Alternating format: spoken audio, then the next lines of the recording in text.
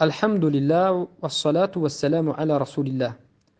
سوال شما این است که در محله ها، در دهه ها، بوزها، یعنی به معنای اینکه انسان هایی که جوان هایی که به طاغوت ها، به این منیسه های مشرکین و اینا موحدین را می فروشند زیاد شده اند.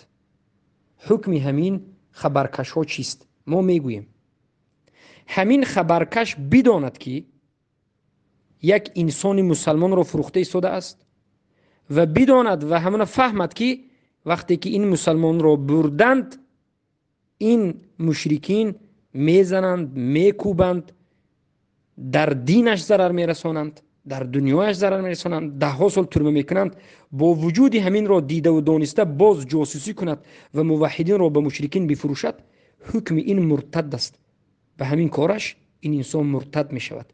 چه که شیخ الاسلام شیخ سلیمان العلوان حفظه الله و فک اسره ذکر میکنند و میگویند که هر کسی که خبر میکشد به طاغوت ها، مؤمنین را خبر میدهد، مؤمنین را میفروشد، اهل توحید را میفروشد و میداند که همین اهل توحید را وقتی که طاغوت ها بردند در زندان ها، حبسخانه ها میزنند، میکوبند، دینش را، خودش را تحقیر میکنند و حبس های طولانی میکنند، همین را دیده و دانسته باز خبر کشی کند، این مرتد است. میگند خطری بینات بزرگ است. جاسوسی نکنید. بارك الله